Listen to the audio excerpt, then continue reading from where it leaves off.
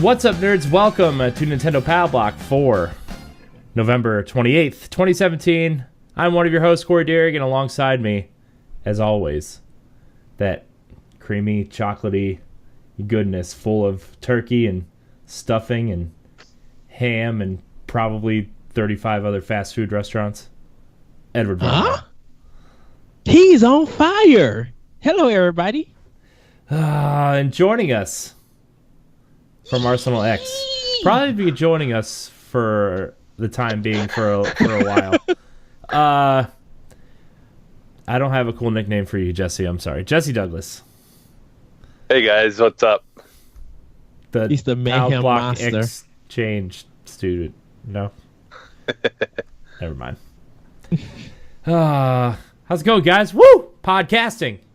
Yes, good. I'm so happy about this. It feels like forever. I know. I'm sorry. I guess it's only been a week, I guess. It feels like, well, yeah. It feels like longer because, well, it was a long weekend for me. It was really nice. Didn't have to work. Didn't have to do anything. It was great. Just played games all weekend. Yes. Oh, man. But, I do want to kind of say some things before we get started.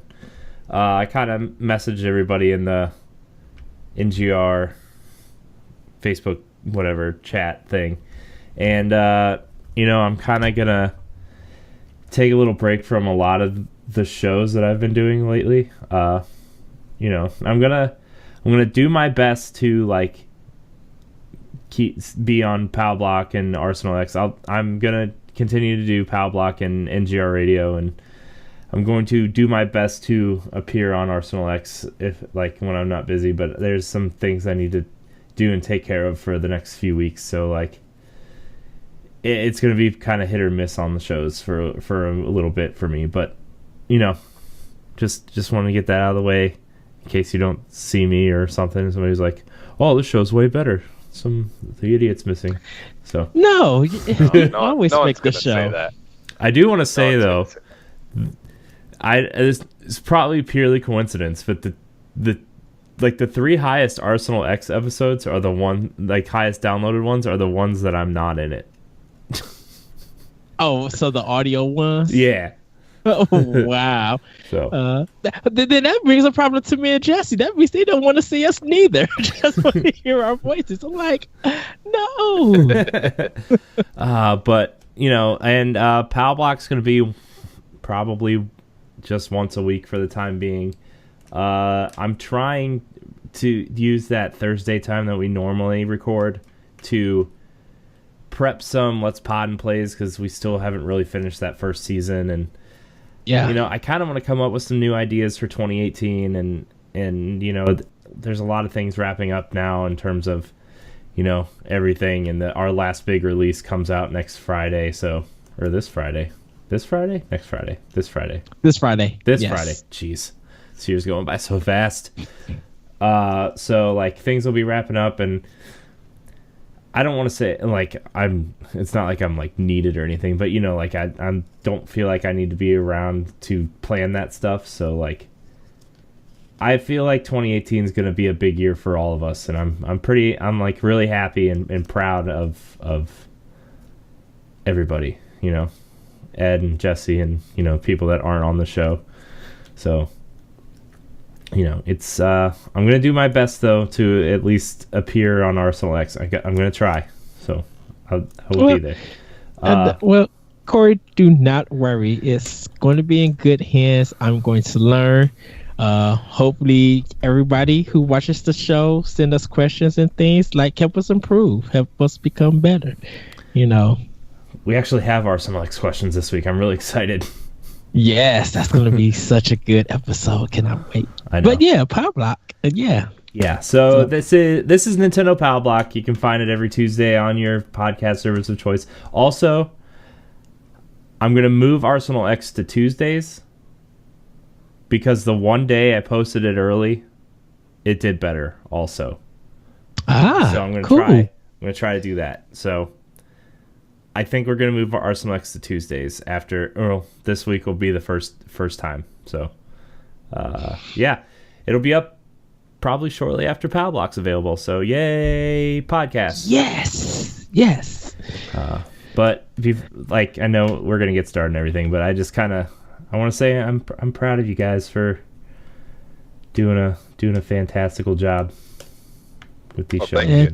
And I want to thank you, Corey, and I love you guys. I want to thank you, Corey, for leading us. Helping us become better, and and guiding us and editing the shows and stuff, and all the hard work that you put in. We appreciate. I try. It doesn't always come out the way I need it to, but I try. So, well, what do we say we talk about video games now instead of being all all lovey-dovey, satty pants and whatever. So, okay, so Ed, we'll start with you. What have you been playing? So I played Fire Emblem Warriors for Nintendo Switch. Woo! Just literally loving this game. And I know it might be basic to some, but just the hack and slash. But still, just the artwork, the music, the cutscenes, the characters. It just still makes me laugh. It just makes me smile when I play it. I just never get tired of it or anything. Play some more of Final Fantasy 12 for PS4. And getting a little bit further, I'm grinding unexpectedly fast in this game. Like, I've probably put only about 30 hours, and my main character is already at level 50. And while all my other characters are just now hitting 40. So I'm halfway, like maybe almost getting close to 3/4 done with the game. But and I'll start doing side quests and everything. But been really playing that. Started up Assassin's Creed Origins for Xbox One. Wow, they really went back to the drawing board, and it feels like they redid this whole game for the better. And I kind of understand why they don't have the jump button, because I literally was getting Prince of Persia vibes in the fights, and I was just like, I want to run up and hit them on the head, like cut them in slow motion, like the Prince of Persia that came out in the GameCube and PS2 and Xbox days, like that generation. But I'm loving the combat. I was so happy that when I started my skill tree that I was able to jump down and attack, because I think I'm gonna do a lot of that more in this game than some of the other games that use that mechanic. I never like jumped down on characters. Like, even when I was playing Horizon Zero Dawn, I just never jumped on the character.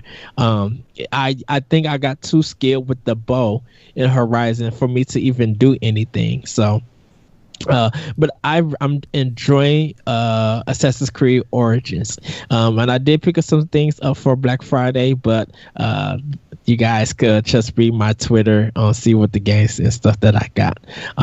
But that's what I've been playing. And Dragon Quest 8, almost done with that game. Probably got about 20 more hours to play for that, and then I'll be finished with it. So I can start up Pokemon Ultra Sun and Ultra Moon, and actually start Monster World Hunters. And I need to start Ever Oasis also, because I picked that game up too a couple of months back. And Hey Pikmin, picked that up a couple of while back. So some of the old games that I have, I need to start working on. Nice. Yeah, I'm curious to see what Monster Hunter is like, or hear about it, because I'm kind of interested in that game, but I just don't know enough about it yet. I haven't gotten a chance to really look it up either. So yeah, and I probably said Monster Hunter Worlds. I messed up. It's the one that came to the 3DS, that Monster Hunter. Oh, okay. Not that one. Yeah, because that one's not out yet, is it? The new one that's coming out, or is it? No. December 9th is the beta which I am going to be downloading for PS4 and Xbox One. So I'll put it out there for everybody. And that might be something that we'll talk about later on in the show about that game. So, yeah, that's what I've been playing. That's what I've been up to for the time being. Nice. Yeah. One more thing. I'm sorry, Corey. I know you've been playing. Rhyme, so I definitely will be hopping back into that to have a discussion with you, because I need a refresher with that game. Yeah, maybe we'll talk about it next week once I get more into it. Like I haven't been able to put Assassin's Creed down for like 5 minutes to even try to play Rhyme. You know, I've literally only played about 20 minutes of it. But Jesse, what have you been playing? I wish I could say I was playing Assassin's Creed, but I'm hoping I get that soon, because that looks like I played Black Flag and it was all right. Like I don't know, those kind of games, just for whatever reason, the style that they have, the original ones have, just didn't catch me as much. But this new one looks so good. Oh my gosh, dude! Here's the thing. You shouldn't go into this game thinking you're going into an Assassin's Creed game. To me, it reminds me of like the difference between, just from what I've seen, like the difference between Zelda before and Zelda Breath of the Wild. Like it's not as linear as the original games are. It's more feels more open worldy kind of. It's definitely open world, but it's also super RPG. Like it is an RPG. You cannot get you can wander into the wrong places at the wrong time, kind of like Zelda, and totally get your butt handed to you because you're not leveled up. You know, you can even walk into a place that's like 2 or 3 levels higher than you and really get your butt stomped in, because you know it wants you to grind out the areas that, like, the story missions kind of lead you to where you're supposed to go. You know, but it's you know, we'll talk about it a lot more on Arsenal X, but it is a game that it went from me being totally just curious about the game to it's in my game of the year discussion. Like for me, it is that good. And maybe I touched on it a little bit, but I feel like a lot of people are gonna feel like this is like definitely a reinventing of the franchise, kind of like Breath of the Wild did for Zelda, in a way, because it seems so much different, and and it feels. I know we'll talk about AX. It feels like they learned from Ghost Recon Wildlands and Watch Dogs 2 and kind of perfected it. Okay. So that's really good news to my ears, because I love those games. So I love. I wonder, now that you say that, Ed, I wonder if they're going to take what they learned with this and kind of apply it to Watch Dogs. Because I kind of feel like we might it's an every other year thing now, where we get Assassin's Creed, then Watch Dogs, and Assassin's Creed now. I wonder if future Watch Dogs games are going to be this way. I don't think so, because Watch Dogs 2 was so good on how it was designed. Mm-hmm. I think what they just need to do is just implement a little bit more, because the Watch Dogs 2 storyline and characters were very interesting. So I could see them making a return for 3.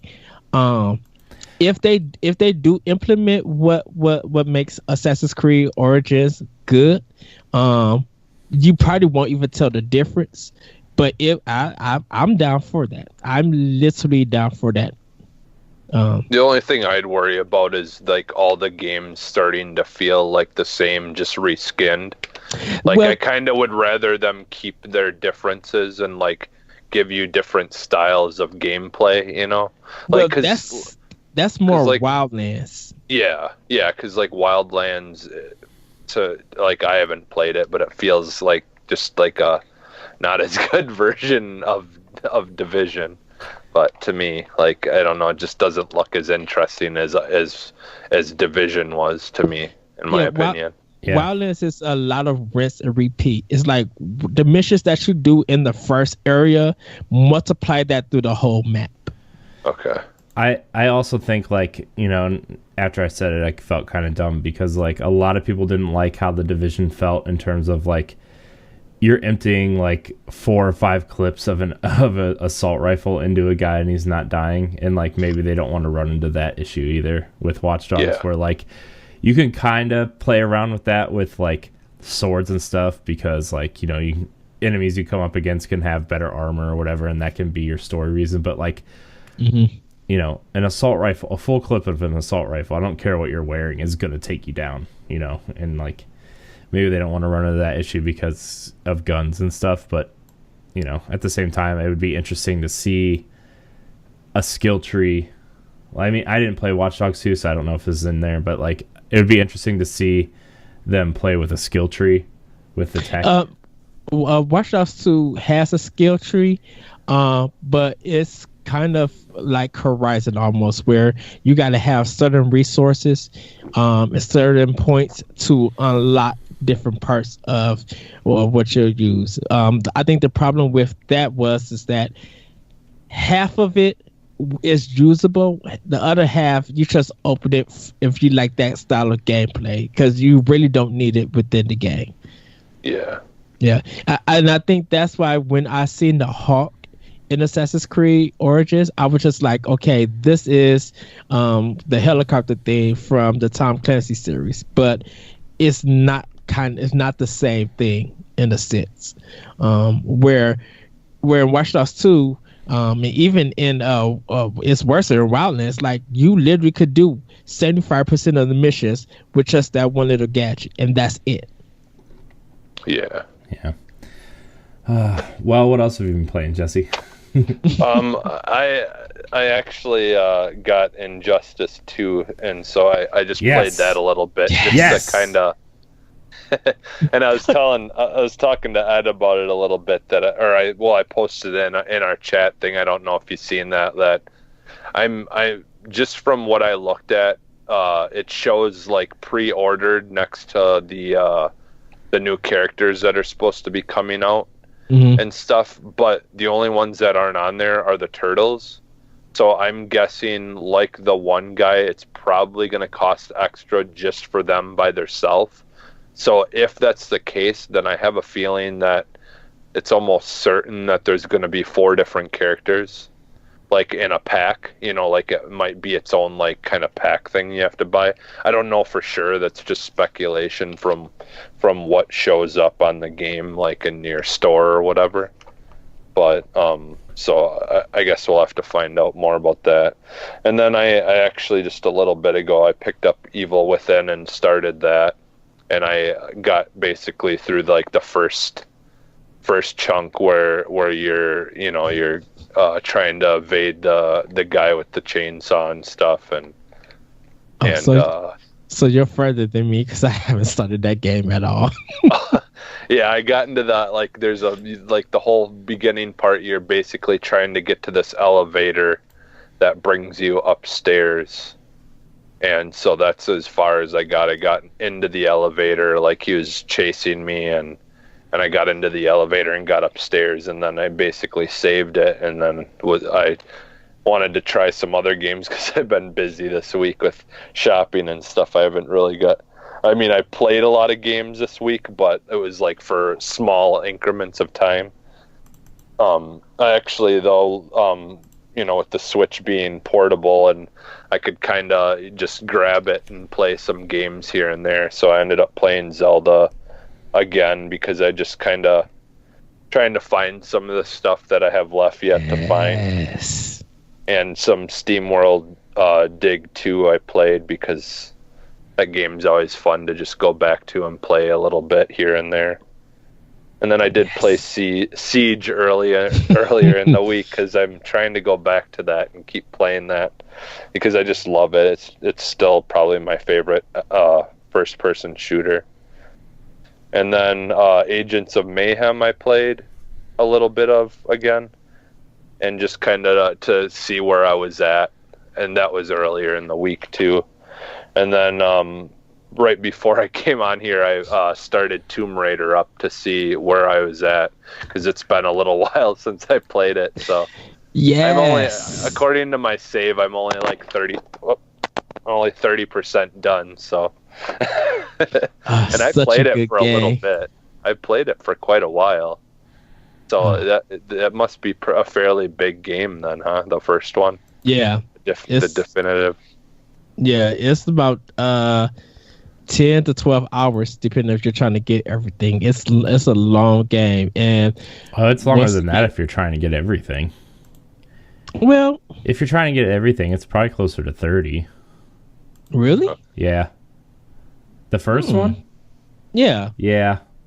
Like getting all the tombs out, out the way during the main game, that's easy. But like collecting all the other stuff,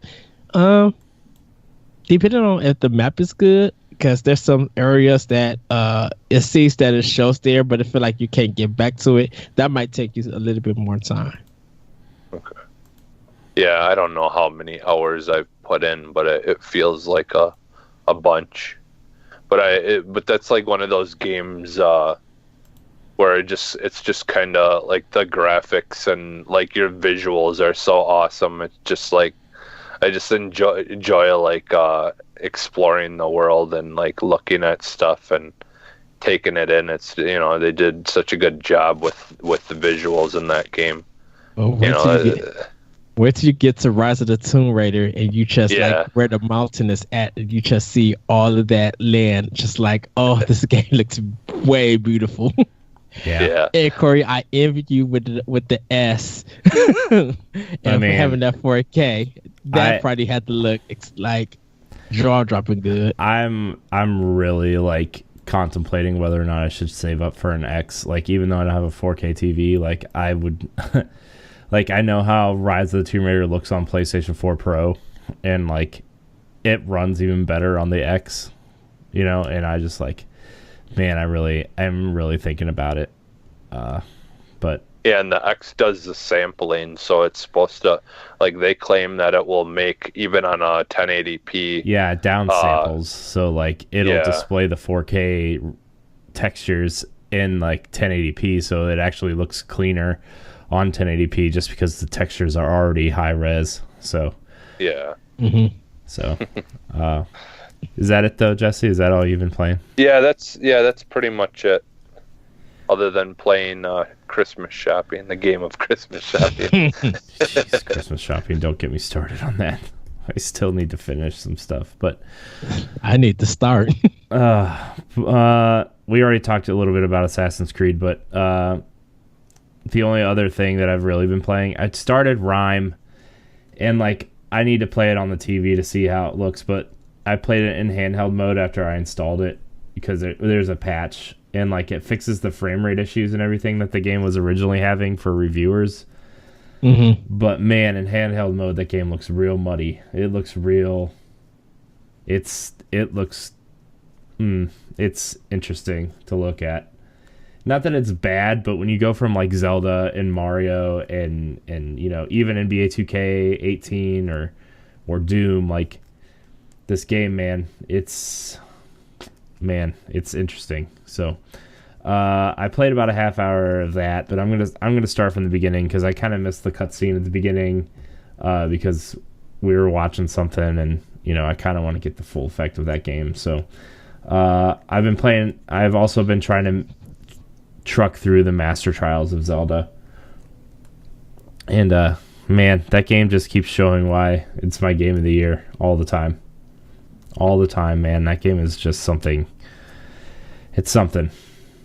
So also I hooked my Wii U back up and started playing New Super Mario Brothers U because like I really like the Mario, like the 2D Mario games, and like I was really itching to play one, so I tried to play the one on my 3DS. I'm like, I don't want to do this. I don't want to play on 3DS when I have an HD system sitting right in front of me. So I started playing New Super Mario Brothers U, and man, that game got so much crap when it came out because it was the fourth New Super Mario Brothers game in like 3 years, and then 2 years. It's like That game is so good. The level design in that game is so good. It's I was it to is just say that. it is by far the best new Super Mario Brothers game. By far. You know, even from the Wii ones or like the DS ones, like the first one was great on DS, like, you know, it was awesome, but like this one, man, it is like, especially when you get into the later levels and stuff, it is really good. Man, I can't wait for a 2D Mario game on the Switch. Like, I would love it if they just packaged this one. I'm like, for like $40, I'd be like, yeah. I want Mario Maker because I haven't gotten to play that yet. Like I've watched people play it. Like one of our babysitters, she had gotten it for her birthday, and you know, we're fairly close with their family, so we were at her birthday and stuff, and she was playing it and everything, so I got to kind of see it in action, and it looks like a lot of fun. So I'm waiting for them to port that. This just may be me, and Corey, you might disagree with me about this. I'm going to disagree with you. I want a remake of Mario Brothers 2, the US version, and the Mario U graphics. I just want, you know what I want? I just want Super Mario Brothers 2, but like widescreen, and that's it. That's all you got to do. Put it on Switch. $10, I'll buy it. Why not? $20, I'll buy it. I don't care. I don't know, how would that look? Don't worry about it. Don't worry I'm so used to, Don't worry like, about it. literally, like, I don't know how to feel about it because I would buy it along with you. Like, I would pay extra money for a physical copy of it. It would be interesting if they made a new Super Mario Brothers game in the vein of Mario Brothers 2, though, where, like, you don't really get power-ups, but you go into, like, the dark world and you go in and, like, get the keys and the mushrooms and stuff, like, and have the scary masks chasing you all around the level. Like, that would be really interesting if they did that. And like, just and put it, that's why I said, like, in the new Super Mario graphic style, like, I would love for that to happen. Yeah. Why not? Yeah. Huh. Like, if they did another 2D side-scrolling game, though, like, I wouldn't mind if they did, like, new Super Mario Brothers art style, but I would like to see the Mario and Luigi kind of hand-drawn art style. But it was like for the handheld, like the DS and the 3DS. Yeah, okay. Just the art style. I don't need it to be a Mario Luigi game. Although I would like a Mario and Luigi game on the Switch. Would you want the sprite base or like that 3D polygon kind of? I don't know what art style that is. I like the like the cover, like the art on the cover of the games. Yeah. That art. I don't really care, like the really thick black outlines of the characters, but have kind of like this thick watercolor. Like, Nintendo, give me that. Like, that's this is money. If I was to have a new 2D Mario game, that would be what I would want. Would be that. But I mean, I would still take another Mario game. Like, I really don't care. I would take that box art in a heartbeat. Like, I would pay $30 for that. 30? I would pay $60 for a new Super Mario Brothers game in that art style. I will. Shh! You're ruining my dream, Ed. I'm not trying to ruin your. I'm not trying to ruin your dream because I'm thinking of a collector section. Like, how would they do a box set, like collector set, of like new Super Mario Brothers All Stars? And it would just be all four Mario. That's what I've wanted. I want another All Stars. I miss that game. I love that. I mean, they could totally do that. It's the same engine running all four of those games. They would just have to up-res all the graphics and stuff. So, new Super Mario Brothers, new Super Mario Wii, the Wii U, and 3DS. New Super Mario Brothers 2. Yeah. Okay. So would it just be Super Mario All Stars 2? Yeah, pretty much. It would just be basically. They could just call it New Super Mario Brothers All Stars. Yeah. They could. It writes itself. Corey, man. Why do I feel like that's going to be in the Nintendo Direct next year? And if it is, I'm coming to Ohio to buy you 5 chicken sandwiches from Wendy's. I mean, like, Mario's a hard one because they've already had 3. Like, technically, they've had 3 Mario games this year. I don't know if they. I mean, if you include Mario Kart and Mario plus Rabbids and now Mario, I don't know if they would waste another Mario title on a 2D Mario game. I still think in my heart of hearts, I still think some kind of Mario sports game is coming next year, like Mario Golf or something. I still feel that. Well, you probably could count 4 of them because the top 100 is out for 3DS as a Mario game. Well, even though it's like Mario Party, but I'm just like, well, it's still under the Mario banner. Yeah. If you're including Mario Kart DX and Mario Rabbids and stuff. I mean, honestly, I wouldn't really care what we got. I just, it's just, I have to buy all the Switch games, so.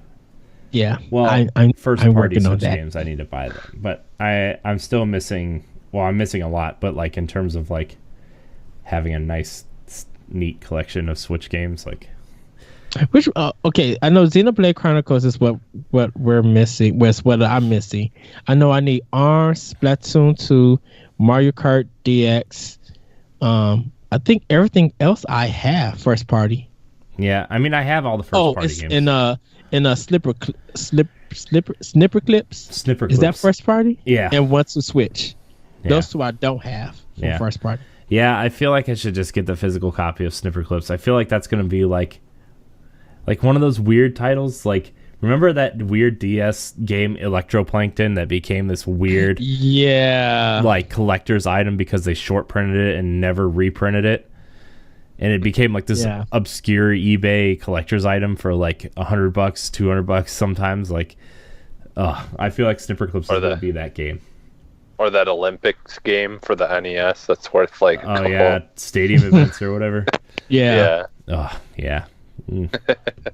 So, well, if that's all we've been playing, why don't we get into some of these news bits? Woo! News bits. Hold on, let me pull this up. I messed up. Okay.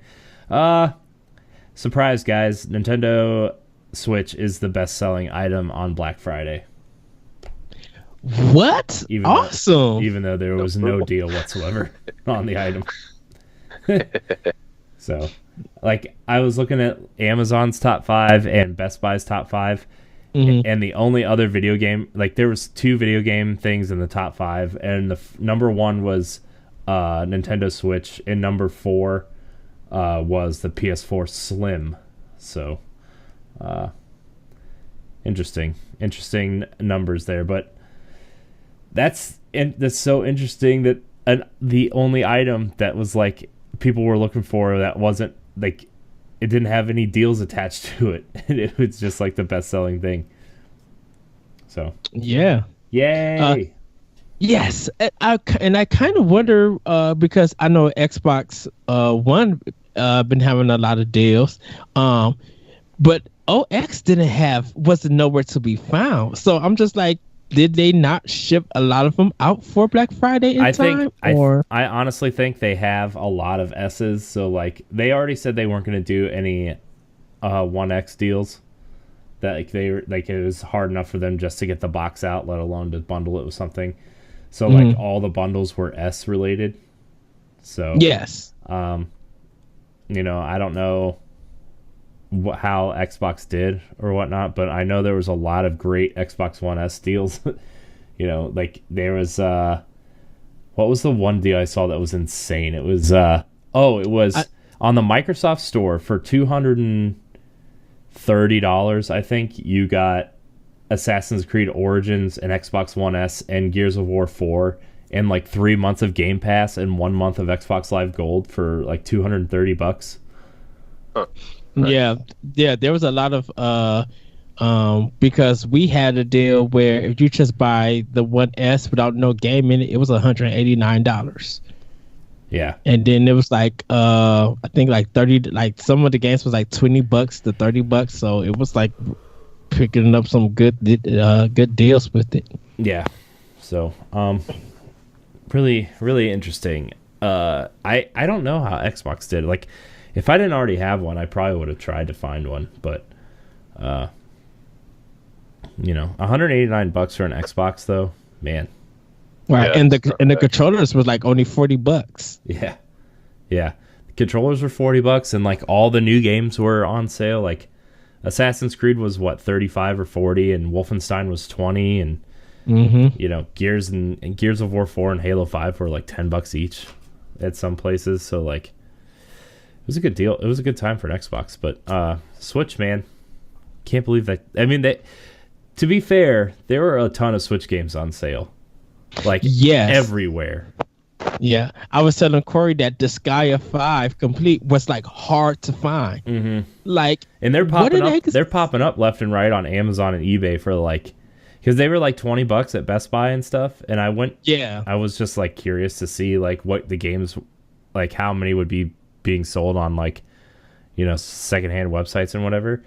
Like Disgaea 5 was showing up for like $44.99 on Amazon, new.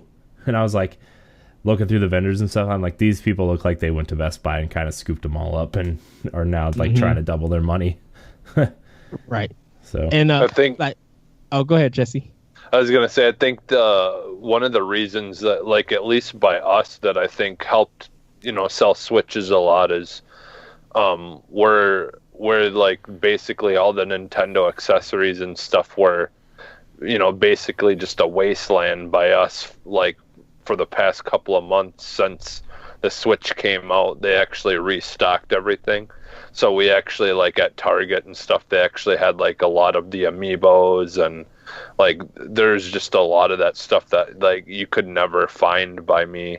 Like, the best place to get them, all that stuff, is basically like Toys R Us. Like, our Toys R Us is the only place that really had that kind of stuff like on hand like more often. But when I went during Black Friday, they had like a lot of everything, which, you know, I think that helps a lot, you know, sell stuff, because if you got all the accessories that people might want right there, you know, in front of them, you know, it gives them a opportunity to really, you know, get the Switch and, you know, get what they want for it. So yeah, because I know Legend of Zelda, the Explorer pack came out also like on Black Friday.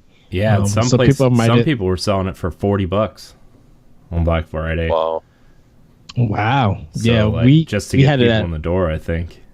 Yeah, we had it for like regular price at my job, but it was just like, we got enough copies that because people started asking for Zelda again, it'd be like, or the Explorer one is $59 compared to the original without it. So yeah, but I mean, it's a game people should be asking for. So congrats Nintendo for making them coins. Yeah, making them coins, good ones. Collecting them rupees, cutting down that grass. Right. We converted a NGP co-host. Oh man. All right. So speaking of Switch, Square Enix did a kind of like a press release on what to expect on the future of their support of the Nintendo Switch. They've already got games like I Am Setsuna and Lost Sphere and Project Octopath Traveler either out or coming out.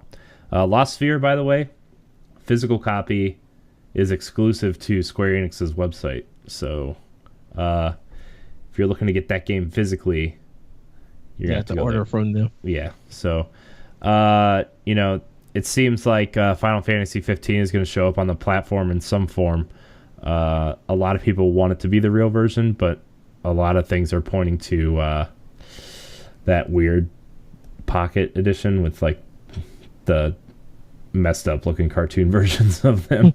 Oh, like the short versions. Yeah. So. And I gotta say, if they did port Final Fantasy 15, just make it digital. That's how I feel like. I mean, no, dude, I want the cart. I want the box. Don't stop it. Stop it, Ed. You of all people, stop it. Well, stop it. Nope. I'm going to read this quote first. Nope. Stopping you right there. Don't do that to me, because then I want the physical too.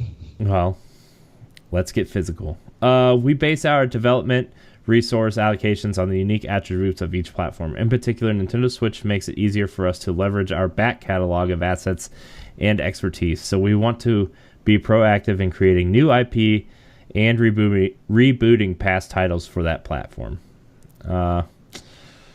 So, I mean, I think the safe bet, that Secret of Mana remake that's coming to PS4, I'm almost positive that that's going to come to Switch at some point. Like later down in the year? Yeah. So, I don't know.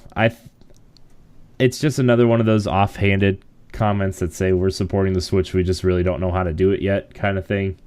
So, but how do you guys feel about that? I mean, I would love just RPGs like I Am Setsuna and like the smaller $40 kind of old school RPGs just to keep coming.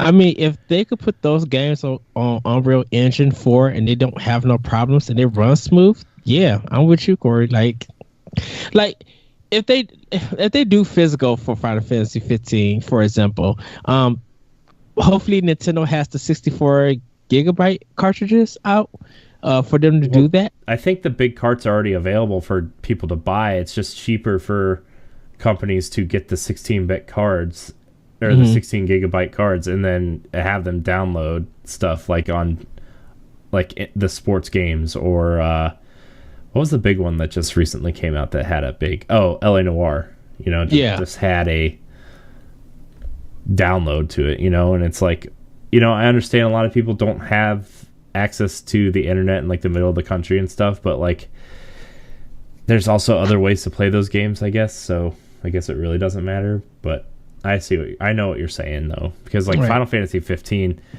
it's not the biggest game, but it's a pretty big game, And I kind of like the fact that if you want the physical copy, just order from Square Enix for Lost Sphere.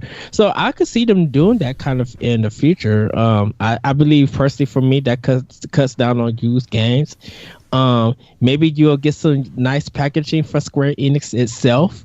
Like that would be cool. Like if Square Enix did like physical copies for their little small digital games, but they just include some nice trinkets and stuff like that. You don't have to worry about it being at the store. It's just like they have enough copies to ship out and stuff. I think that would be cool. Yeah. What are your thoughts, Jesse? Yeah. Well, yeah, I think if I don't know, I think with the Final Fantasy, if they can do it like do a proper port and actually have it look pretty close, similar to like the sports games where there might be a little bit of a noticeable like change in graphics or something, but yet still have the the base, the full game, then I'd say yes. But at the same time, like for me, like the Switch, I'd rather play like your Octopath Traveler type style games, like the more retro style RPGs. Like the only one that I can think of, that they've kind of talked about that's coming out that I'm really interested in is the Battle Chasers, like the those like more bigger style like Final Fantasy games. I guess I don't think they're not something I'm interested in playing on the Switch. I mean, it would be nice to have for the people who do want to play it, but I feel like like most people don't have just a Switch. They also have an Xbox or a PlayStation, and I think like that game is better suited for those systems. But I think they need to test the waters with Rise of the Tomb Raider, and see how it goes from there. Because what you laughing at, Corey? No, we're just talking about old school RPGs and Square Enix and stuff, and all of a sudden you just whip out Tomb Raider, and like I realized Square owns the Tomb Raider brand now, but like that was just really out of left field. I mean, if they're gonna do like bigger games for their back catalog, that would be a good game to test with the waters. And if they decide to go with their smaller games, because everybody gonna expect, we want a Final Fantasy collection. We want Final Fantasy 5. We want like. I mean, they can even put like the HD remasters of the 10, 10-2 collection, or Mm-hmm. 12, or even 13, I guess, like they could do stuff like that, or like repackage the PC ports that they're putting on PS4 of like Final Fantasy 7, 8, 9 on Switch, in some sort of like $30 or $40 fashion.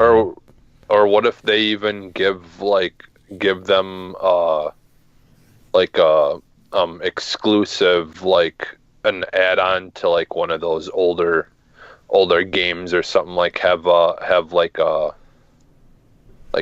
part 2 or something, because you know how like with 10, didn't they have 10-2 and stuff like that? Like what if they were to do like a second part to like some of those older games, to like they made that the after years for Wii for Final Fantasy 4. Yeah. And like they did that Wii exclusive thing for a while until it came to PSP, I think, eventually. But like, something like that they could do. That'd be cool. Because ultimately, I mean, like the power in the Switch is like basically like the Xbox 360 or the PS3 technically, isn't it? So I mean, if they were to, or just push it, like as far as they could with the, like those style of games that, that they would have made during that time. Yeah. And not, like, because that's the thing is it gives them an opportunity to still be able to make a Final Fantasy game, but also make it an exclusive experience for the people who own a Switch, and that way they're not left out. And like I said, if they've got an Xbox or they've got the PS4, they can always get the proper games, but still have that option that they could have for the Switch.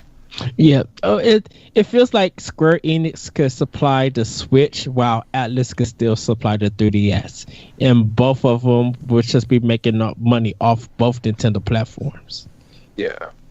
Yeah. So, it's gonna be quite a year for Switch next year, especially for Square. They've got 2 big games coming out for Switch I'm down for supporting Square on Nintendo.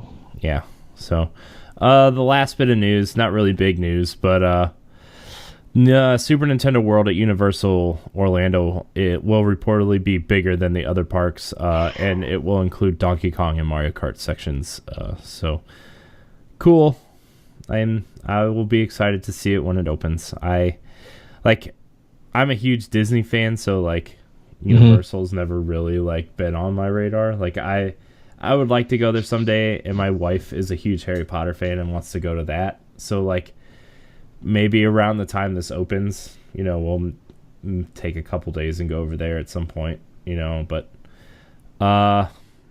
it's cool. I've been kind of thinking like, why isn't there a Nintendo theme park ever? Like I've been thinking that for a long time, and it's finally happening, and it's making me really happy. So I had to find the travel agent once I find out that it's open, and like to do payments, get the hotel book.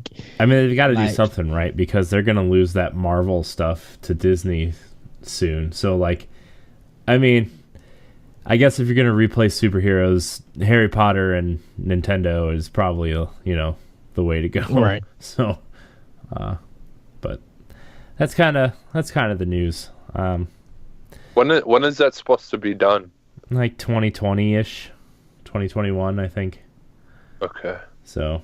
Man, I will I don't know. Maybe I'm guessing that we might be going that open year then, because in a couple of years we've been planning that once the kids are old enough, we're gonna take them to Disney World and stuff. We got a couple of years yet until my daughter's old enough to really enjoy it. So yeah, man, my parents are taking my cousin's kids to Disney World in the spring or in the summer for the first time, like that last week of May. Nice. For the first time, and like they're like, I don't know, they're like 16 and 14, I want to say, by then, and like they've never been, and they're really excited, and they're gonna be so overwhelmed because there's so much to do down there. Yeah, But they're at the right age where like it's gonna be really fun for them, especially to do it together. So the last time I've been there was like 1999, so I would love to go back. Yeah, the first time, my first time was quite a couple of years ago now, when I went with, because my wife and her family, I'd planned on going and bringing my nephews and stuff like that, and so yeah, I didn't go until I was in my 20s for the first time, so it was fun though. I really liked Universal Studios. Yeah, we did end up doing that, and I liked it a lot. I want to go to a Nickelodeon taping. I would love to do that. I wish they still had Nick Arcade. I would love to be on that. The closest I've done to anything like that is when we were in Vegas visiting my wife's cousins and family that lives there. We went and did a Wheel of Fortune thing. We went to it wasn't one that was recorded, but it was basically the full thing, the Wheel of Fortune or whatever. So nice. It was fun. Nice. Okay. Well, we have a bunch of questions for the question block this week. Remember, you can email the show at nintendopalblock@gmail.com or check out our Facebook threads asking for questions. You can find them both places, or tweet at NGR Radio Podcast. We'll try to figure out. Use the hashtag. Use the hashtag Nintendo Palblock or Palblock or whatever. One of those. If you're tweeting yes. This, so, our first question comes from Megan Green. What kind of art style do you want the next Zelda game to be in? No, you can't just pick Breath of the Wilds again.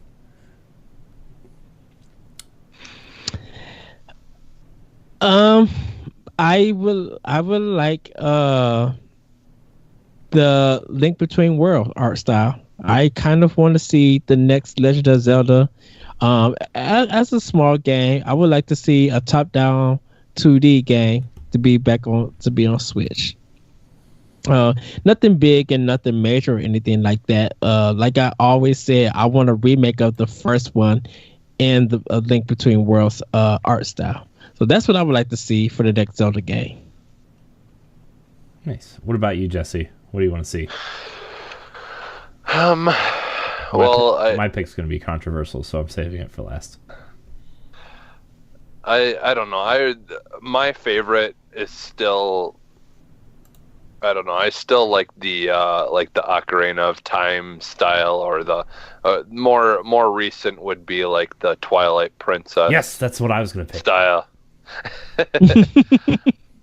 But I actually wouldn't mind seeing it, and like to make it different, like something that I guess would kind of be something they haven't done yet. I wouldn't mind like seeing it in like the style of like Epic Mickey or something like that, like something really like really cartoonish and interesting. Like,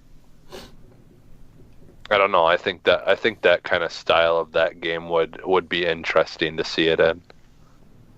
Nice. Yes, he picked Twilight Princess. Haha, I'm not the only one. Yes.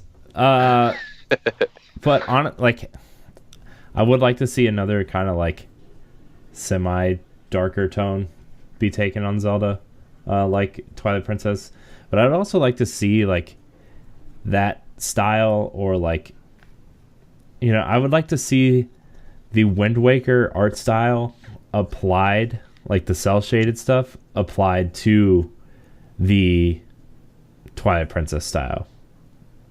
Kind of like the cell shaded, but it would still be like adult Link, and like kind of the way he looks in Twilight Princess and Skyward Sword and Ocarina of Time. So I think I wouldn't even mind like more of like a watercolor, like a watercolor style versus a cell shading. You literally read my mind, Jesse. When Yeah, you said watercolor, I was thinking that. just like I don't know. For me, it's kind of jaded just because I'm like I didn't mind Wind Waker, but I'm like, and it's not just with Zelda, but for whatever reason, unless it's done just right, the cell shading just doesn't do it for me. But that's just me, though. I know a lot of people love it and have no problems with it. I'm an outlier when it comes to that, but I don't know. For whatever reason, you should have heard a lot of people. You should have heard people talking about it when Wind Waker was announced. Yeah, people weren't too happy with that. Yeah, I love Wind Waker's art style. It's grown on me. I was one of the people that was upset when Wind Waker was announced. Like, I'm not gonna lie. Like, I really like that first thing they showed when they announced the GameCube. Man, they showed like Luigi, and then they showed like the 128 Mario stuff, and then they ended up showing that sweet battle between Ganon and Link, and that's the game I wanted. I wanted that, and it was like when they announced Wind Waker after that, it was like, oh no. But that trailer was so cool. But Wind Waker's a great game. Like, it's one of the better Zelda games, But oh, go ahead, Gory. I was just gonna say, like, it grew on me, and I ended up enjoying Wind Waker a lot. But at the time, I was upset that we weren't getting it wasn't even the Twilight Princess art style. It was more like a livelier version of Ocarina of Time. It was more of like a there's a brightness to it, and like it was very colorful and crisp. It wasn't dark like Twilight Princess. It was, I don't really know how to describe it, but it had like the colors of like the Ocarina of Time key art and stuff, like from the strategy guide and like the box art and stuff. So I think it's one of those games that when you seen a picture of it, you would judge it by its picture. But when you see that game in movement, it kind of changes your mind. It's one of those things that picture versus actual video, like actual movement, you'd be like, oh, okay, I see what they're getting at and what they're doing. Because, of course, you can always judge a game just by seeing a screenshot. That's fine. But you also could judge a game by seeing it in action, with gameplay. And I feel like you'll actually make your decision when you actually play the game. Yeah. Yeah. I mean, like, look, in a game like Zelda, the gameplay is key, right? If like the dungeons don't sit with you right, if the weapons don't sit with you right, you're not going to enjoy it. But like, Zelda is always known for gameplay, and then they just created a cool art style that goes around the gameplay. Like, I wasn't exactly sold on Skyward Sword's art style either when it came out, but I love that game. Like I tried it, and like I still like personally think like it has one of the best art styles for a bad Zelda game. It's not even like it's not even like Skyward Sword's like a bad Zelda game. It's just the motion, the Wii, man. I hate the Wii. I hate it.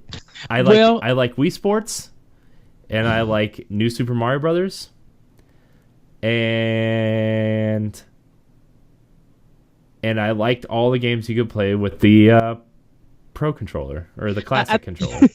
I think we'll have a discussion on Nintendo's innovation, and I think that's a discussion that we'll probably. I still think the Wii U is better than the Wii, like in terms of what like. I'm sending you guys the image from the Zelda trailer. Okay. Oh. So, well, going back to that, like one of the reasons I think that I really would like to see like more of a Ocarina of Time or Twilight Princess style for a new Zelda moving forward. I don't know if you guys have ever really gone on YouTube and watched video footage of the fan-made remasters of Ocarina of Time in Unreal Engine 4. Where like Link is running through the fields and stuff. Yeah, those are seriously some of the most amazing looking Zelda like game that I've ever seen, and it's just amazing what they did with the Unreal Engine 4 and like how like every blade of grass you can see like perfectly, flowing, and it looks so amazing. Yeah. But now how that would transfer to the Switch is another thing though, because those are obviously running on PCs that Can handle can that. can handle that kind of stuff. So And but still, it's so amazing, and it just makes you want to see that happen on the Nintendo. Yeah. and it's something about Nintendo's art style that they could take something that a art style that a game did and somehow make it their own. Like if you look at Jet Set Radio when it introduced cell shading, Nintendo took that style and made Wind Waker. If they feel they share that cell shaded style, but both games just look different. Like it looks cleaner in Wind Waker compared to Jet Set Radio.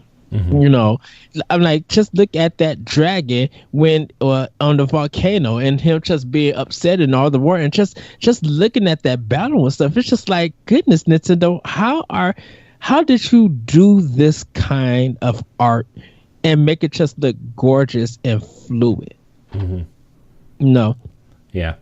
Now to totally contradict the question, or totally like go back on the question, I want another Zelda game in the Breath of the Wild art style, but like darker in terms of like, how Wind Waker kind of took the Ocarina of Time art style, like not just maybe like in the game it was a little bit darker just because of the theme of the game, but like the key art where like it would have like the Ocarina of Time art style, but like it would be very heavily lighted, so like Link would be totally shadowed on one side, or like you know what I'm talking about, like the Majora's Mask kind of key art type stuff, where like the art style was very like more like manga in a sense. No, like Ocarina of Time had this very like specific art style, right?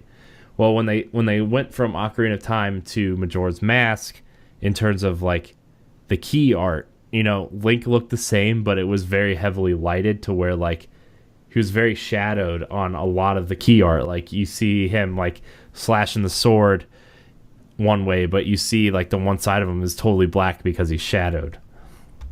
Is that in game, or no? This is character sketch. No, this is like the key art, like in like the strategy guides and stuff when they're just. Oh, okay. Okay. So let me see if I can find something good and send it to you guys. But like, I would like to see that. Okay, where are you guys here? I would like to see that. I really think Majora's Mask did an interesting thing with like the Ocarina of Time assets and stuff. And I just here's a good picture of like Skull Kid. So basically, I'm sending this to you guys in the Facebook chat. I think part of the reason I was thinking like the Epic Mickey like style too is because they did a really good job in the Epic Mickey games of making it like colorful and bright but very dark at the same time, like in certain things. But okay, I see what you see how like the shadows are very black, but like the characters are colorful, but they have that weird black shadow on everything. Yeah, okay. I guess I would like to see that in the Breath of the Wild, but like everything that's kind of in shadow would be super dark like that, or have like, instead of like, how they have like the blue overtones in Breath of the Wild with everything until it gets like, you see the red lasers or the purple gunk come out. Actually, that's like a good thing. You know how like when you're fighting the skulls, the flying skulls and stuff in the Divine Beasts, and it has that purple goop on the ground, and it's very like almost Twilight Princess-esque, but it's purple and black when you see the skulls kind of emerge, or the eyeballs. Yeah. Like that that tone in the art style, like throughout the game. That's why I said manga, because when you put that picture up, a lot of manga artists draw that kind of style. When they color it in, when it's just like a screenshot or detail. So that's why I was thinking about that. But I get what you're saying. I get what you're saying. Yeah. So that's what I really want to see. I really would like to see a Majora's Mask-esque. Wow, that came out wrong. I'm super sorry. I would like to see a Majora's Mask sequel to this game, because I think this game was outstanding, and that's what I want. I'm really hoping they do something like that, because he already said he wanted to make another Zelda game for Switch because he wants to explore HD Rumble and how that could affect the game. Anuma said that. So yeah. I'm one thing I was surprised that they didn't do with the new Zelda is use that HD Rumble, I mean, they did kind of, I guess, for when you're finding shrines and stuff like that. Didn't it rumble quite like when you would get close to it or something? Yeah. Yeah, if you have I'm surprised they didn't use that more and have where some of the chests were hidden underground or something like that, in the ground. I think that's because of them having a short time to port it to Switch. Yeah, I think because it was it also came out on the Wii U. We kind of forget that, but it was being developed for the Wii U, so they had that short, not really a short amount of time, but when they decided to move it over, they probably just were more focused on getting the game over to the system and making it run well, and so. I think when they build it up when they make the next one and build it from the ground up, we'll see more of the HD Rumble. Yeah. Yeah.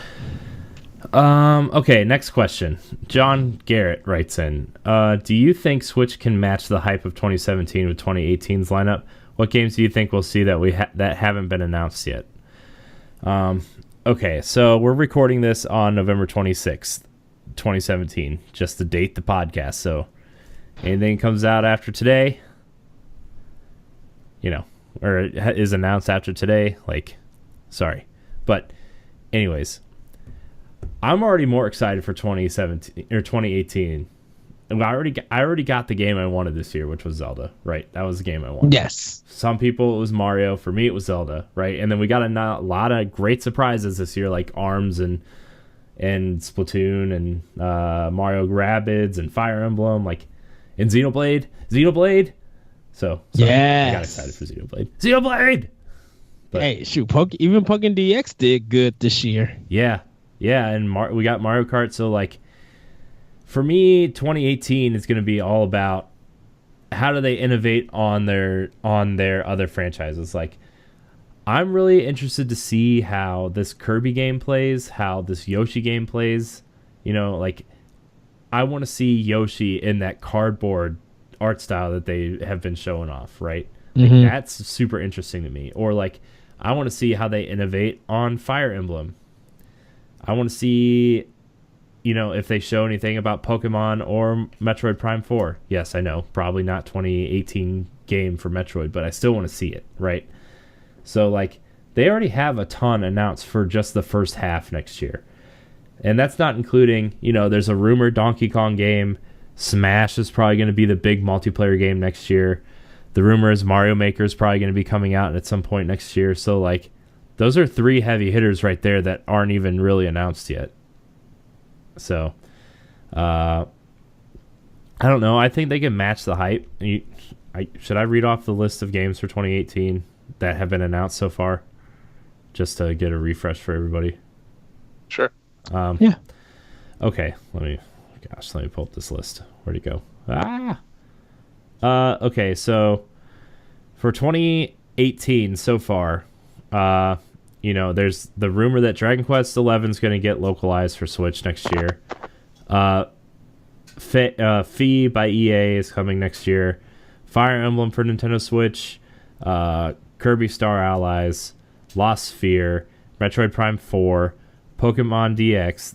Metroid probably not 2018, but it's on my list. Shin Megami Tensei 5.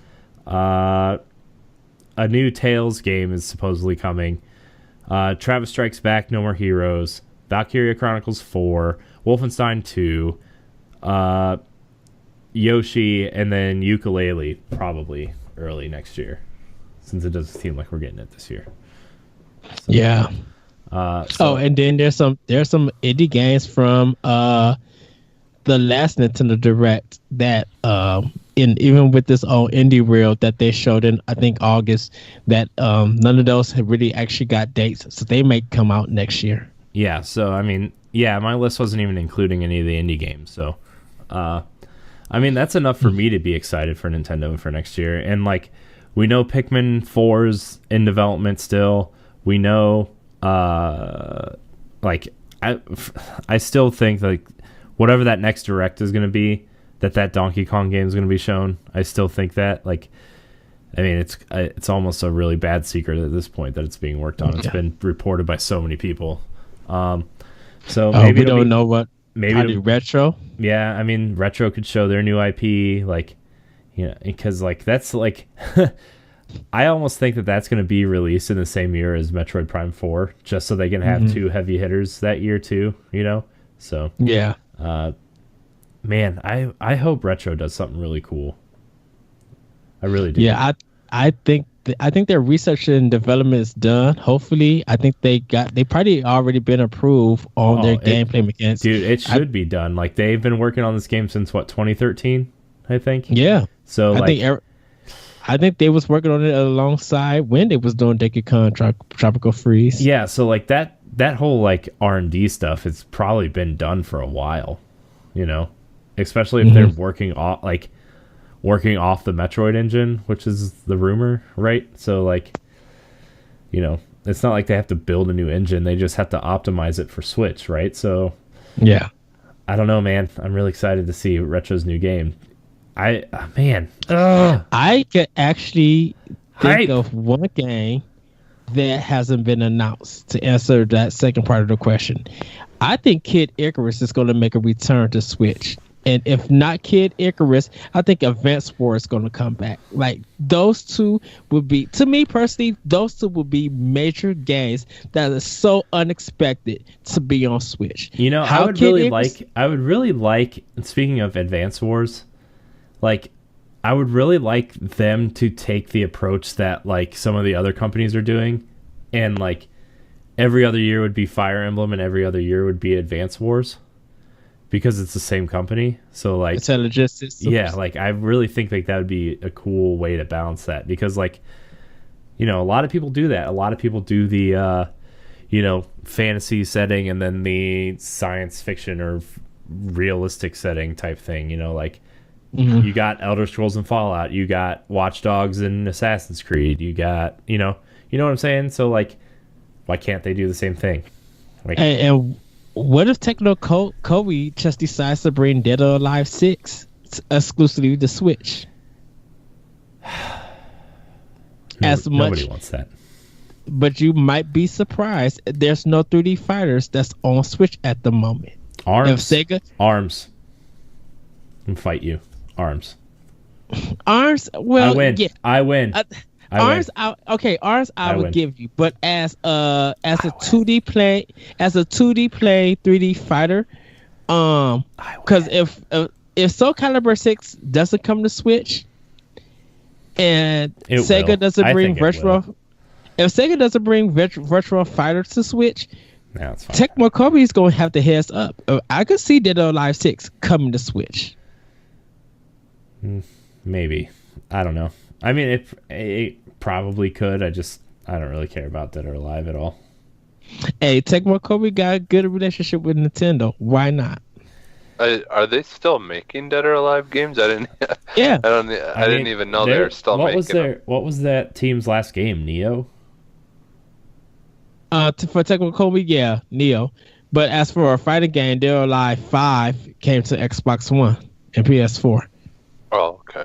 Yeah, but Neo is well, like, I think there's two teams at that studio, right? It's Team Ninja. So like, I think there's two teams at that studio.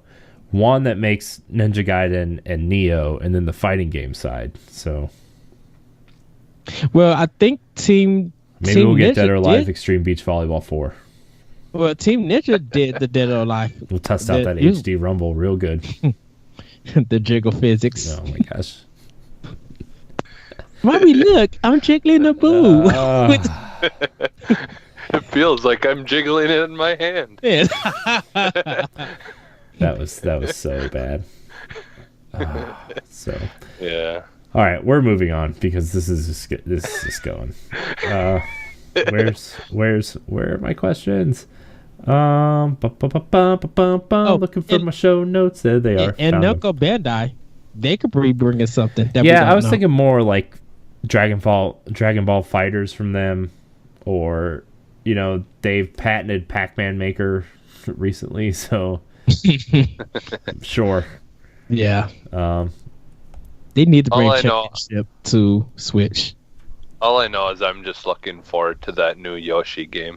I It looks know. like so much fun. I know, Yes. it's awesome. But there's I already think there's enough to be excited for next year, and they haven't even announced their full lineup. So maybe not the hype of a new Zelda and Mario, but definitely for hardcore Nintendo fans, there's enough to be excited for already. So Yeah. Well, and Come on, and if this year is anything like, or next year is anything like this year, and they brought out some pretty heavy hitters that we didn't really find out about until not long before they came out. So there's a very good possibility that we've got some really good games coming out that we literally know nothing about. yeah, Because Konami has to have something up their sleeve also. There's no way you just release Super Bomberman R and you don't have nothing planned for, well, I mean, Metal Gear Survivor for the other systems. But I'm like, no, you got to have something planned for Switch because you made too much money. I still wonder if they're going to with do that game. like a Metal Gear HD collection that could easily be ported over, or Twin Snakes, or even something as ridiculous as Zone of the Enders could be ported over. I mean, even like a new 2D Castlevania game. I know that's going to excite a lot of people, but they could do something like that. So I need a Konami Arcade Classics for $20. I want a remake of the original Metal Gear Solid. Well, that's Twin Snakes. yeah, that's Twin Snakes. They'll just do Twin Snakes. Yeah. Twin Snakes for GameCube is the remake of Metal Gear Solid 1. Sonic. Oh, it is? Okay. Yeah. So they basically, it's just in the better graphics or whatever. Yeah. But it's the same exact game? Yeah. Yeah. Oh, okay. We're first person view. Yeah, because literally, after the first Metal Gear Solid, I played 2 and I just didn't really I didn't get into it, and I was done with it. I just haven't really played the Metal Gear game since the first one. That was still my favorite. Okay. I've never played Question. Metal Gear. Okay, quick question for you guys. No. Would you give Eternal Darkness to Team Tecmo Kobe or to Konami, the Silent Hill team? Neither. What? Neither. Next question. Corey? Michael Stevenson asks, how do you expect the 3DS to continue in 2018? I don't know. I think a bunch of third-party games will still continue to come, and people will continue to make kind of kid-oriented games or puzzle games, or Nintendo will outsource first-party licenses similar to what they did with Metroid and Mario and Luigi, the remake that they just did. I can see them doing stuff like that, but I think Nintendo's all in-house is focused on Switch, so whatever you're going to get is going to be either second-party stuff or third-party stuff, or stuff like that, licensed out to other companies to do stuff. Yeah, I think Atlas is going to support it still because they still make tons of money on there. I think Codenames Steam 2 is going to get us a second try. No, it's not. I believe Nope. Codenames. I believe this is me, Corey, boss. I believe Codename Steam 2. Well, we all saw how It's gonna your get me Japanese Fable idea turned We will out. talk about that on Arsenal X. We will address that on Arsenal X. So please, everybody, check out Arsenal X on YouTube or ngr.radio.com. And email arsenalx@gmail.com. Yes. But I could see Codename Steam 2 getting a second try. I could see some of the games that had moderate success from Nintendo, like a maybe Mario Party 11 or whatever Mario Party that is on. I believe that game getting another try. Or probably a little bit Wii U ports to it. There'll be a sequel to the Mario Top 100 or the Mario Party Top 100, and it's going to be the Mario Bottom 100, and it's just the worst of the worst mini games for Mario Party. No, it'll just be the Mario Party board game without any of the mini games. That's what it's going to be. Wow. Man, you know what? That's that stock game that they made. There's a formula for Mario Party, man, and they just can't get it right. Like the board game idea, and then after taking your turns, like, and doing mini games in between is like really cool, and they haven't done a good one since like the first GameCube game. Like it's the typical trying to fix something that isn't broken. Well, you got to think Hudson Soft did those past games, and once Konami closed them, Nintendo had to do it in house. So, like, Hudson Soft. I really want them to go. I don't like them moving together in one role. Like, I don't like that aspect. Just give me like pieces to a board game and just go with it. Can I tell you something? No, they still I'm tired sell. of you telling me something. You know what? You're going to listen to me, young man. They still sell. They still sell because of people like me that hadn't played Mario Party in a while, and so I picked up one thinking, "Oh, it's Mario Party," and then I played it, and it was the worst garbage I'd ever. Wasted my money. Gosh, it's Mario Party. You have to play that game with kids. That game is meant to be played with families. It's not meant to be played for the Nintendo hardcore or the Nintendo fans. It's meant to be played with families. I think there's a way that you could get the Wii Sports crowd in there and really make it something special. And it's the last couple they just missed. That was really my only point. Like I said, it's for kids. It still sell well. Casuals still play it. People get drunk off of it because they make it into a beer game. So I mean, it has other uses than for some of the other people. Kirby makes too much money on Nintendo 3DS and 2DS, so there'll be another Kirby game. Yeah, that's why they're releasing the next Kirby game for free. On 3DS. Pretty much, yeah. Oh, they'll make money off it still, because kids are going to come in and ask for that game. Be like, no, you got to download on the eShop. I hope Rhythm Heaven makes a return, and I want an Elite Beat Agents 2. Someone has to give me one. Like, I isn't there already an Elite Beat Agents 2 that wasn't localized? Yeah, all of them are in Japan. Yeah, they're not here. Well, I want to pop the little bubble and move it around. And Phoenix Wright, I think. Well, they already are. They're making an Ace Attorney game. It's already been announced for Switch.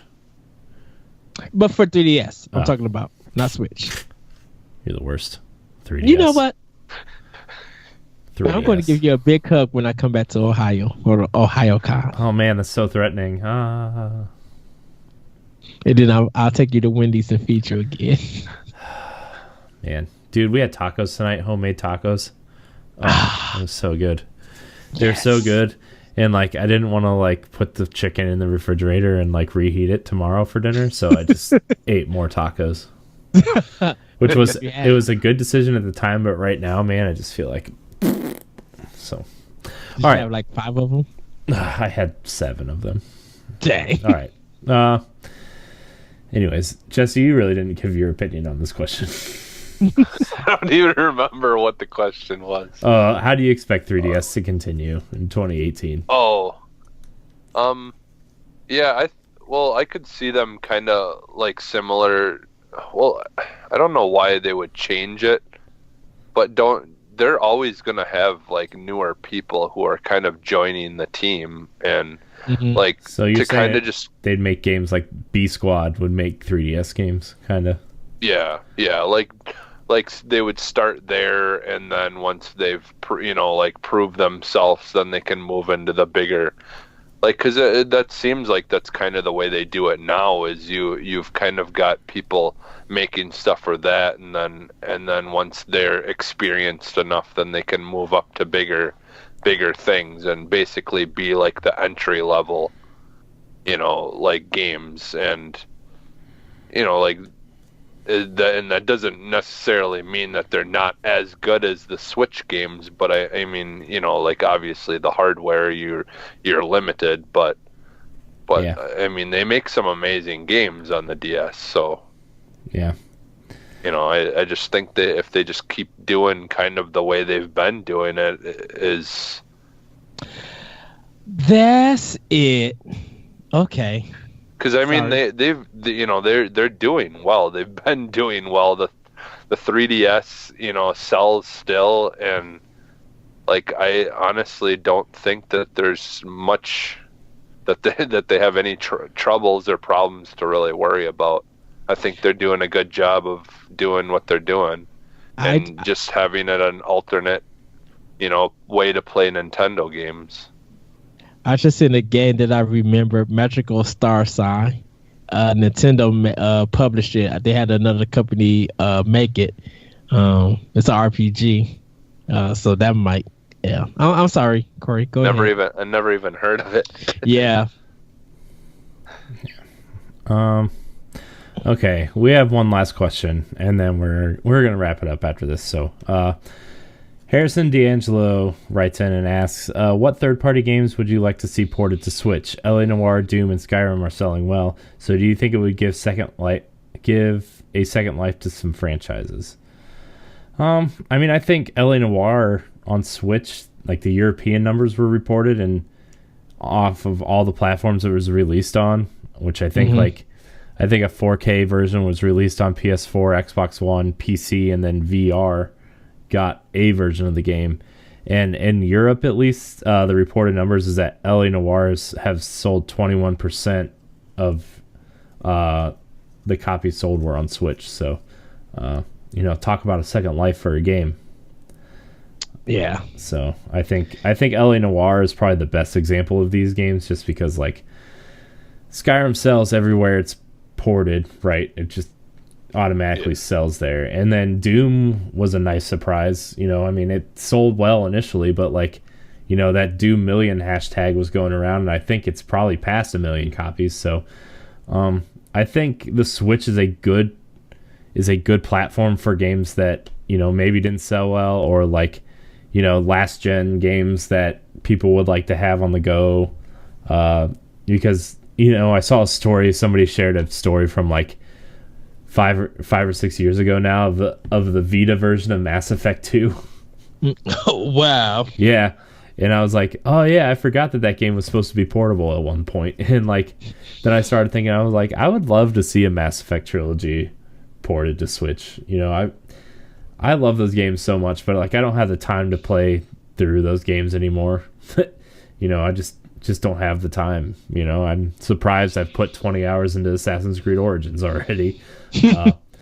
But I think it would be a good place for maybe not games individually, but collections of games, like a Batman Arkham collection, or a Mass Effect trilogy collection, or the BioShock collection, or the Borderlands Handsome collection. Like, I think it would be a good place for people to release collections of games. We're seeing the Resident Evil Revelations collection.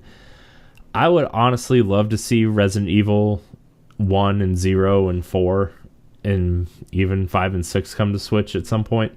Like, games like that, I think, deserve a second life on a platform that is thriving, and people are like, the Switch has such a weird kind of group that buys it, where like people who buy it has a very high attach rate, right? It has the ecosystem. Yeah, the ecosystem has a very high attach rate for games that come out.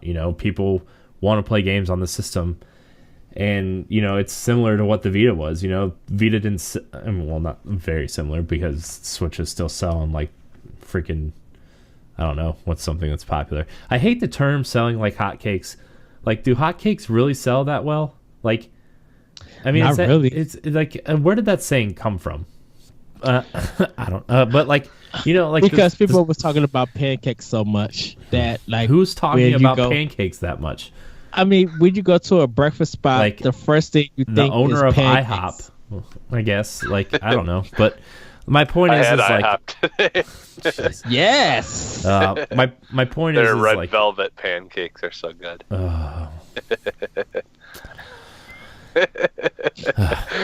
So, My point is like the Vita didn't sell a ton of units, but its attach rate was higher than any other platform at the time, besides maybe some Nintendo platforms. But like the Switch is in the same kind of ecosystem where it's starting to turn into people's indie machine. It's starting to turn into people's, you know, portable machine.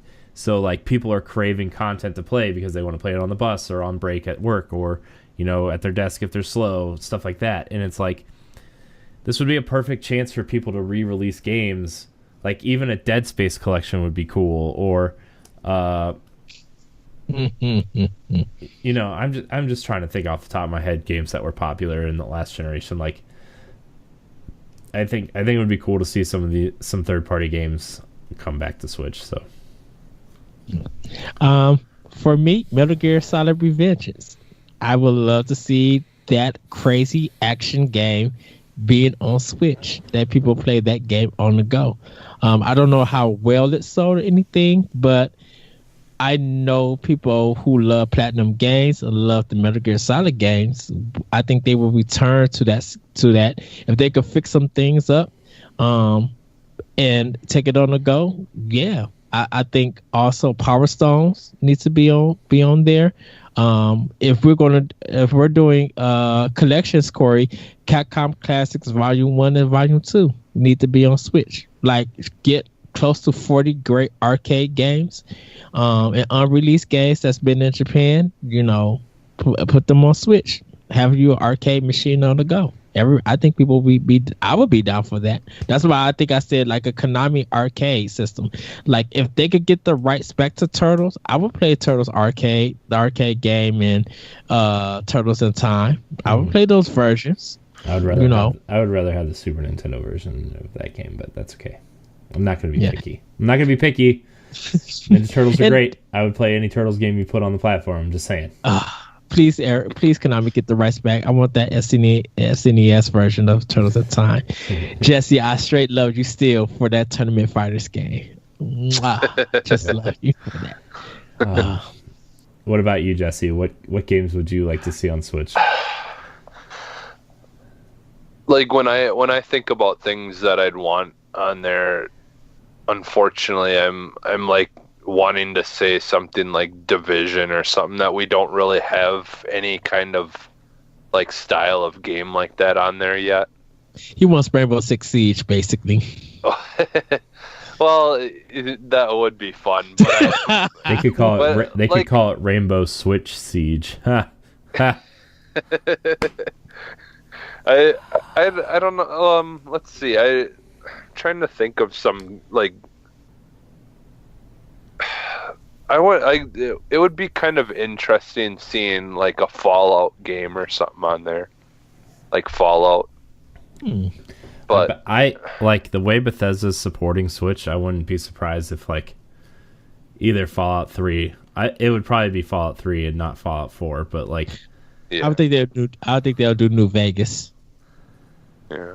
Yeah, but I'm trying to think because New Vegas didn't that do better?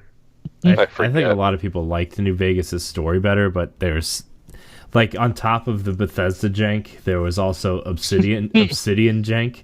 So it was just all kinds of jank. Yeah. I think if they brought Fallout 1 and 2, nobody wants to play those games. I think you might be surprised. I think you need a mouse and a keyboard to play those games.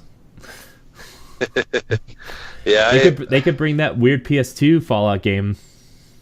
Remember that third-person shooter Fallout game that came to Oh PS2? my goodness, I forgot all about that. What was it called? Like Black Water or something? Blackout or something?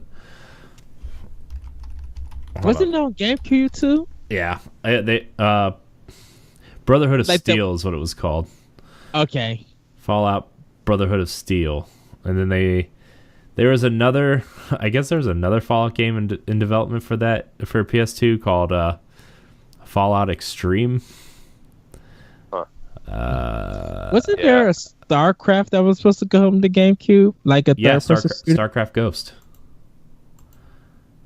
It It was originally being developed for N64, and then they tried to put it over to GameCube, and it was also a third-person shooter. And I kind of want to play Braid. I want to play Braid on a Nintendo.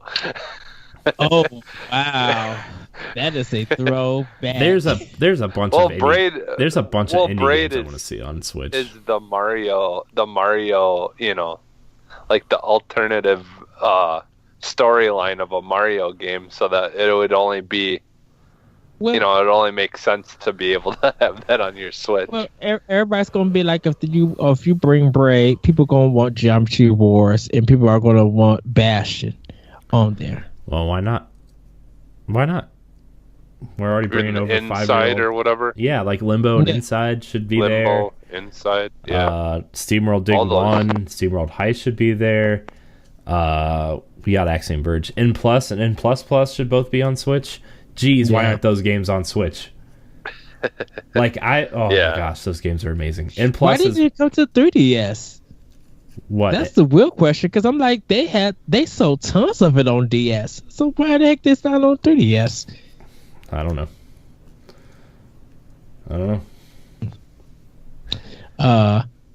Oh yeah, Mizuguchi, you need to bring Rez to Switch. Rez. And then of course Red Dead Redemption.